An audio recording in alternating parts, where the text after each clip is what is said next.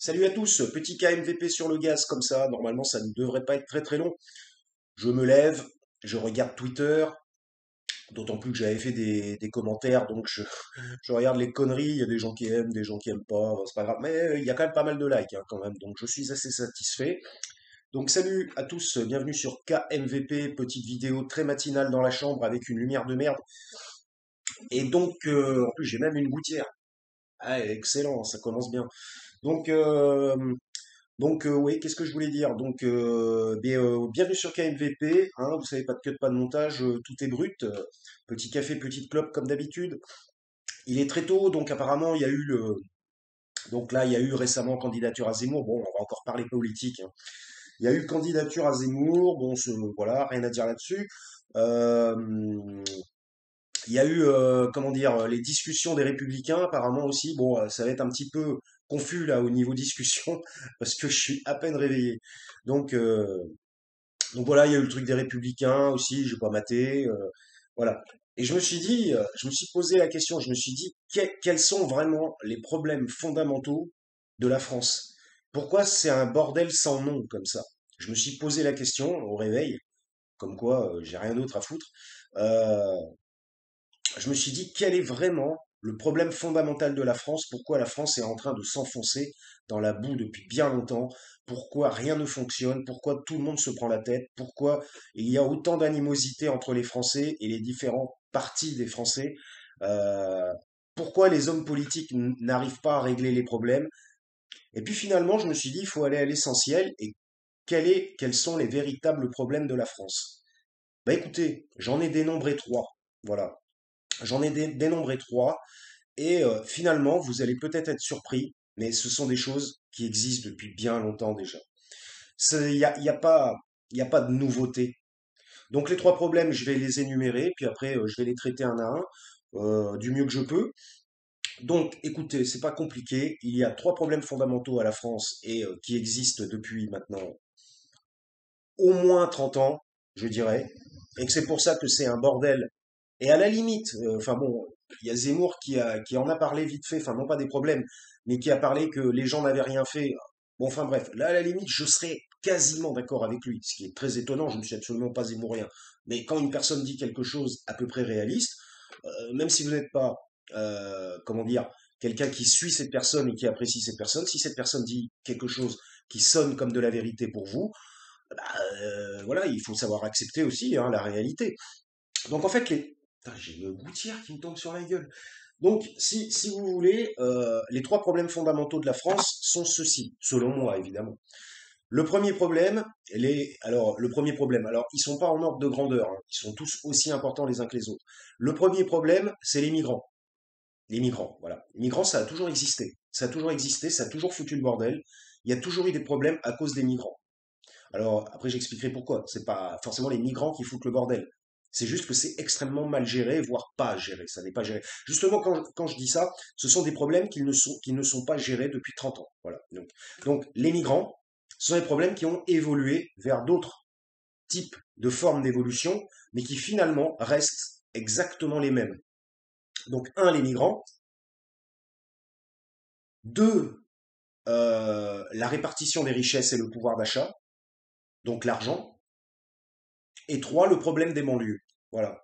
Ce sont les trois problèmes fondamentaux de la France. Alors après, vous allez me dire, ouais, migrants en banlieue, ça commence à sonner un peu étranger, machin. Ça, c'est autre chose. Ça, c'est l'analyse du problème, ou pas. Mais les trois problèmes fondamentaux de la France sont les migrants. D'ailleurs, après tout, c'est vrai, ils en parlent tous. On va dire qu'ils ont compris le problème, mais ils ne savent pas comment le gérer. Donc, un, les migrants. Deux, le pouvoir d'achat et c'est surtout la répartition des richesses. Quand vous voyez, bon, voilà, tac. Et après, trois, enfin, le problème des banlieues. Voilà. Donc, à partir du moment, si ces trois problèmes étaient, je ne dirais pas réglés, parce que ça ne pourra pas se régler jamais comme ça par un coup de baguette magique ou un claquement de doigts, mais si ces trois problèmes étaient vraiment pris à bras le corps et vraiment que les politiciens essayaient d'améliorer les situations dans dans ces trois parties, de fonctionnement politique, eh bien déjà, ça irait beaucoup mieux. Alors, démarrons. Le pouvoir d'achat, quoique non, je vais le faire en troisième. Je dirais que c'est un des plus importants, hein. J'avais dit que je mettrais pas de numérotation, mais euh, on va dire qu'au départ, on a quoi? On a les migrants. Alors, les migrants et le problème des banlieues. Donc, ça se recoupe un peu parce qu'il y a une question de ouais, il y a des étrangers, tatati, tatata. Donc, les migrants, évidemment, ne sont pas français, autrement, ils ne seraient pas migrants. Et dans les banlieues, effectivement, nous retrouvons des gens qui ne sont pas encore de nationalité française. Il y en a, évidemment, il y a énormément de gens de nationalité française dans les banlieues, c'est pas le problème, c'est pas ça que je remets en question. Mais effectivement, on retrouve aussi des gens, ou alors, soit s'ils sont de nationalité française, n'étaient pas de nationalité française il y a encore plusieurs générations, deux générations ou trois générations. Mais vous verrez, ça n'est pas pour taper là-dessus. Mais effectivement, il est probable, je me pose la question, que ça ait un lien avec toutes les emmerdes. Alors, c'est pas pour jeter la pierre aux étrangers, pas du tout. Moi-même, je suis mixte hein, au niveau origine, donc ça n'est pas un problème. Alors, démarrons par les migrants, parce qu'en fait, à la limite, c'est ce qu'il y a de plus facile. Les migrants, comment ont été, bon, ça sera un KMVP très rapide, comment, on va essayer de survoler, hein, évidemment, comment ont été gérés les migrants depuis 20 à 30 ans? Moi, personnellement, la jungle de Calais, j'en entends parler depuis 20 ans. La jungle de Calais existe depuis 20 ans.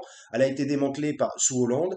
Maintenant, vous savez bien comment ça se passe. Les migrants, ils prennent leurs tentes, ils les sortent de leurs pauvres tentes et puis ils les foutent dehors et puis ils leur demandent de dégager un peu plus loin.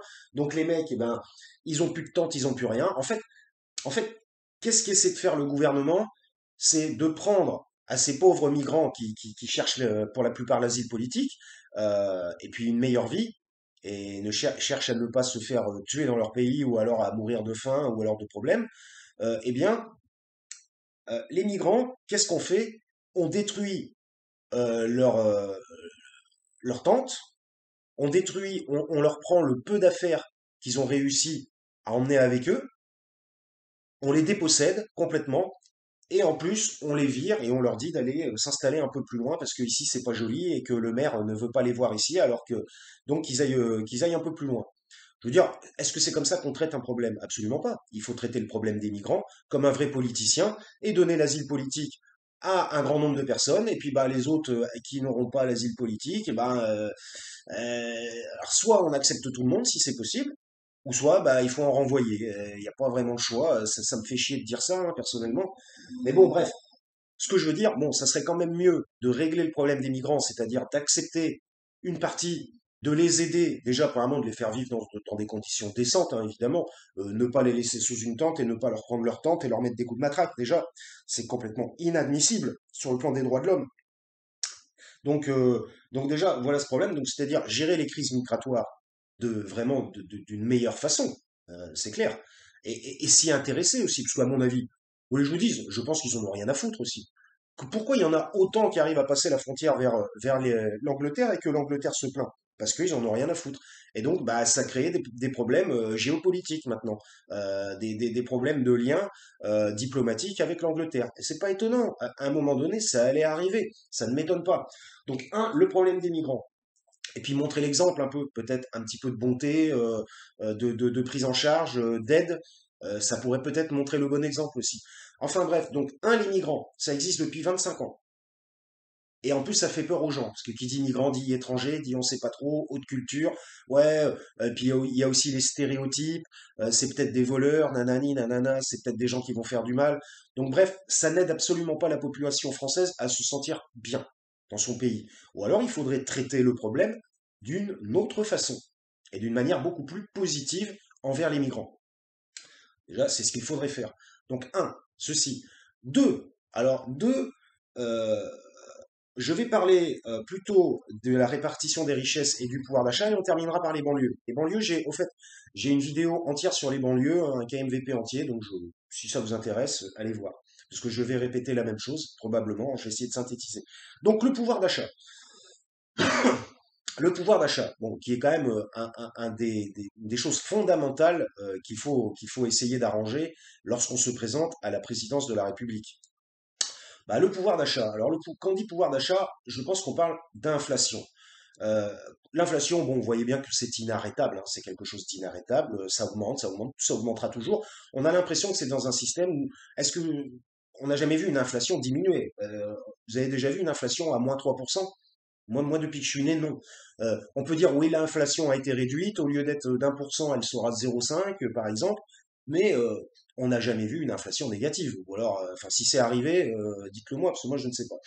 Donc, donc l'inflation, bon bah, c'est l'augmentation des prix et des tarifs de première nécessité sur toutes les choses primordiales qu'un humain du 21e siècle est obligé d'acheter et d'utiliser. Donc ça, c'est un premier problème. Mais le second problème, c'est pas vraiment l'inflation, parce que normalement les salaires devraient suivre derrière. Le second problème, c'est la répartition des richesses au niveau des salaires et des gens ultra riches. Vous savez bien que les gens ultra riches se sont gavés depuis 10 à 15 ans, depuis 15-20 ans. Ils se gavent, ils ont toujours plus. Leur fortune augmente. Dans le temps, on parlait en millions d'euros. Il y a 15 ans, on parlait en centaines de millions d'euros. Aujourd'hui, on parle en milliards pour la fortune des riches. Donc, c'est une signification. C'est donc que les riches ont doublé, voire quadruplé leur fortune, ce qui est quand même un souci. À un moment donné, si eux, ils ne s'arrêtent pas dans l'augmentation de leur fortune, l'argent, il faut bien. L'argent, à un moment donné, il n'y en a pas tout le temps, tout le temps, tout le temps à l'infini. Bon, même si c'est possible grâce à la planche à billets. Mais après, il faut qu'une personne donne l'autorisation. Donc l'argent, bah, si tout l'argent part dans la poche de Bernard Arnault, dans la poche de Bolloré, dans la poche de LVMH, dans la poche de Bettencourt, dans la poche de tous les très très grands chefs d'entreprise français, bah, qu'est-ce qui reste derrière? Je veux dire, qu'est-ce qui reste? Voilà, le problème il est là. Si c'est quand même complètement con, si vous avez un billet de 100 et que vous en donnez 80, vous donnez 80 euros à toutes les grandes fortunes et que alors qu'ils sont 10 et que les 20 euros vous allez les partager parmi plusieurs millions de personnes par la suite, bah effectivement vous n'avez plus rien à partager. C'est tout simplement qu'ils se gavent, ils prennent tout. Alors si c'est pas eux qui le prennent, je me demande qui le prend, parce qu'ils vont dire ouais mais nous on prend pas tant d'argent que ça, nous on est payé par rapport à ce qu'on fait, on est balèze, alors donc on est très bien payé parce qu'on fait énormément de chiffre d'affaires. Ouais ok, mais bon si vous regardez bien, ce sont de ce genre de personnes qui souvent ont des subventions en plus de l'État, alors qu'ils sont déjà millionnaires, milliardaires.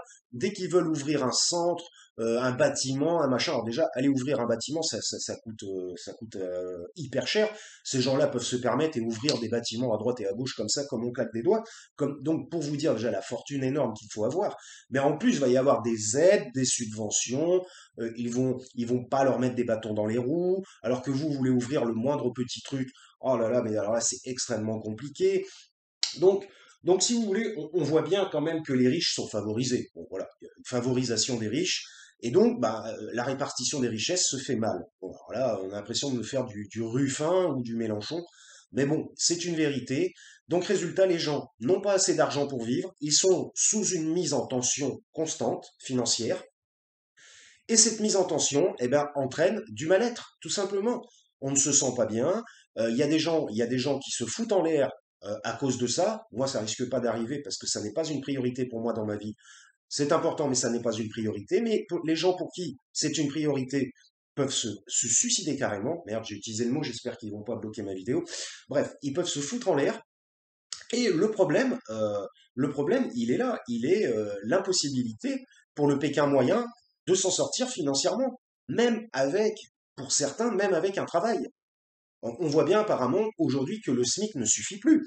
Avec toutes les dépenses supplémentaires et nécessaires qu'on a à faire avec les avancées technologiques dans le temps, comme je vous l'ai déjà expliqué dans un autre cas MVP, je ne sais plus lequel, il y en a tellement, dans le temps, il n'y avait pas de portable, il n'y avait pas de forfait portable, il n'y avait pas de forfait Internet. Personne n'avait d'ordinateur. Aujourd'hui, il vous faut un ordinateur. Alors après, bon, les trois quarts des gens, enfin, les jeunes surtout utilisent des téléphones portables. Et il vous faut un portable. Mais ils font, c'est pareil, ils font acheter des portables à 500 euros. Donc, c'est le prix d'un PC moyen portable. Donc, aujourd'hui, les ordinateurs, il faut dépenser 500 euros.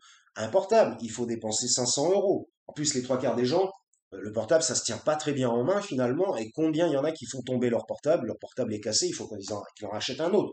Ou alors le portable s'arrête de fonctionner au bout de 2 ans, on ne sait pas pourquoi. Moi, ça m'est arrivé une fois. Il était peut-être pas assez cher, c'est pour ça, je ne sais pas. Donc, bah, finalement, c'est un peu ce que disait Ségolène Royal, la vie chère, il faut s'attaquer à la vie chère. Alors oui, d'une part, mais c'est surtout la répartition des richesses. Donc évidemment, tant qu'il n'y aura pas une meilleure répartition des richesses et une meilleure prise en compte de la pauvreté, tout simplement, c'est-à-dire essayer de faire sortir les gens de la pauvreté et pas en leur donnant uniquement un chèque de 100 euros parce que la vie a été dure pendant l'année, hein, parce que ça, c'est que le chiffre, ça signifie rien, ça signifie on fait quelque chose, on montre que l'on fait quelque chose, mais on sait très bien au fond qu'on ne fait rien. C'est juste pour dire, voyez, j'ai fait quelque chose, vous pouvez rien me reprocher.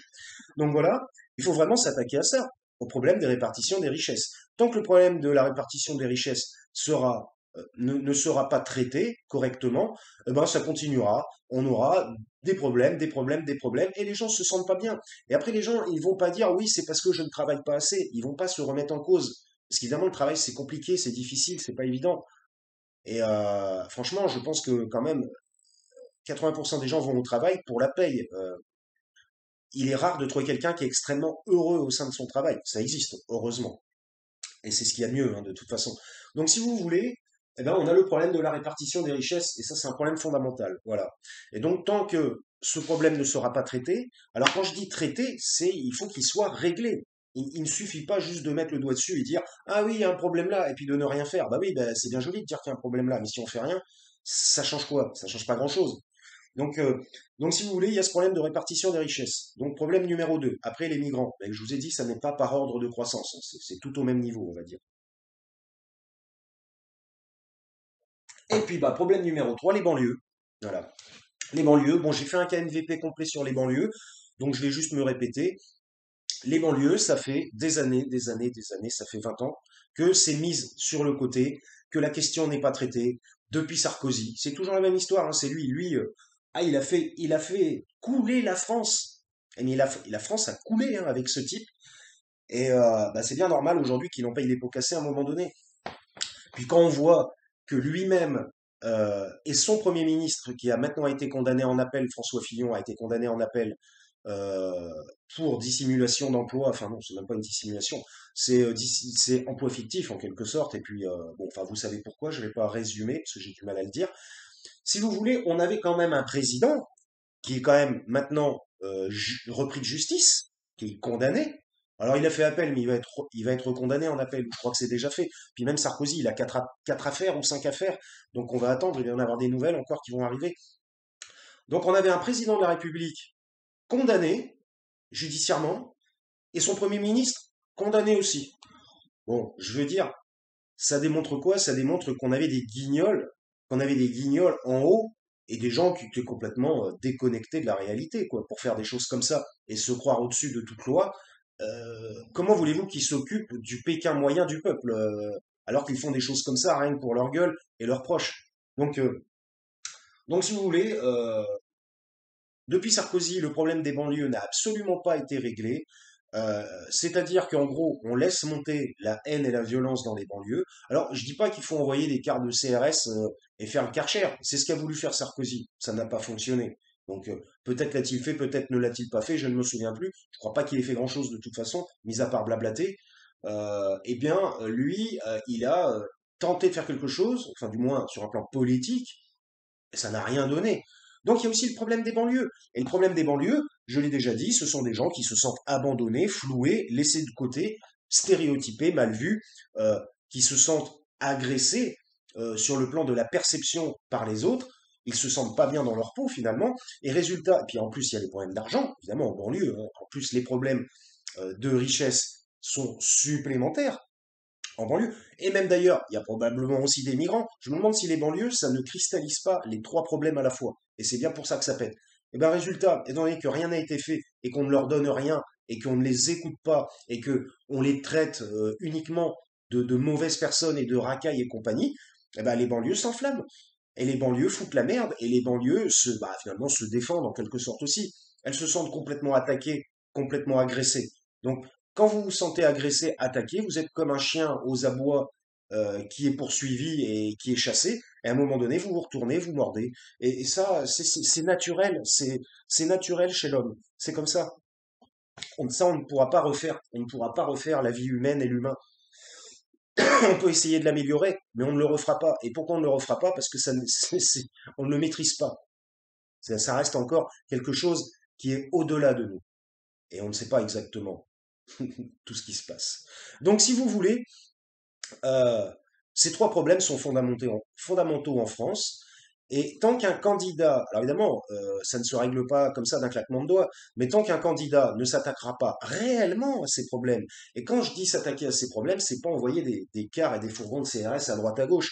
Je veux dire, la répression n'a jamais aidé à ce que il y ait de la sérénité et que tout fonctionne bien. La répression entraîne de l'agressivité, entraîne de la rébellion, entraîne la répression, entraîne la répression en fait. Comme la violence entraîne la violence, normalement la bonté devrait entraîner la bonté, mais ça c'est le problème. La bonté aujourd'hui reste lettre morte. Vous faites de la bonté, vous essayez d'être bon, et en retour, bah, il se passe rien. Alors, on fait pas forcément les choses pour avoir du retour, mais au moins un retour psychologique, un retour mental, et dire, ah, cette personne a fait des choses bien, je devrais peut-être prendre exemple sur elle. Mais non, aujourd'hui, on prend exemple que sur le mal. Le mal est un exemple. Donc là, après, c'est une autre problématique.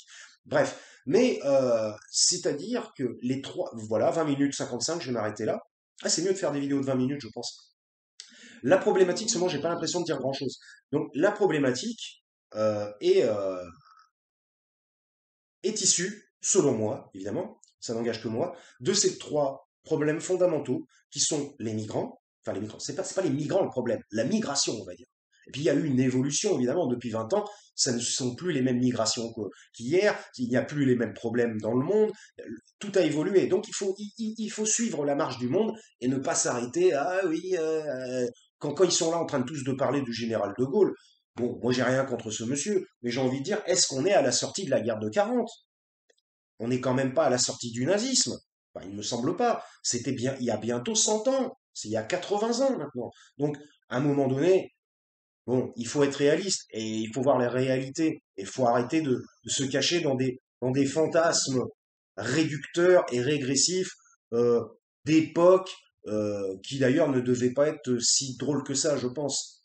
Donc voilà, donc les trois problèmes fondamentaux de la France sont ceux-ci, et tant qu'on n'aura pas, qu'on ne traitera pas, traite, qu'on ne traitera pas le problème à bras-le-corps, et évidemment dans le bon sens, c'est-à-dire dans un sens positif, et non pas dans la répression, ce qui ne servira à rien, mis à part à nous faire montrer du doigt par toutes les autres nations en disant qu'on est des têtes de cons, et ça sera mérité, et c'est déjà mérité. Donc, tant que ces trois problèmes ne seront pas réglés, enfin du moins ne seront pas attaqués politiquement et pour essayer de trouver des solutions pérennes, positives et qui vont dans le bon sens, eh ben ça sera toujours la merde, ça sera toujours les problèmes en France et les extrêmes monteront de toutes parts. Jusqu'au jour où il y aura trop d'extrêmes et que trop d'extrêmes, eh ben ça finira comment? Généralement quand on a des extrêmes, eh ben ça se fout sur la gueule, tout simplement. Voilà, c'était KMVP, ça va être une sacrée merde pour l'élection. Macron, il me fatigue, mais vraiment gravement. Bref, ça va être une sacrée merde pour l'élection. Je dis bonne chance à tous, on n'y est pas encore. De toute façon, on aura le temps de faire d'autres KMVP. Et puis, bah, je vous dis à une prochaine. Ciao. Ah, j'ai pas réussi à cliquer, donc j'en profite pour vous dire, n'hésitez pas à vous abonner si vous le sentez. Salut!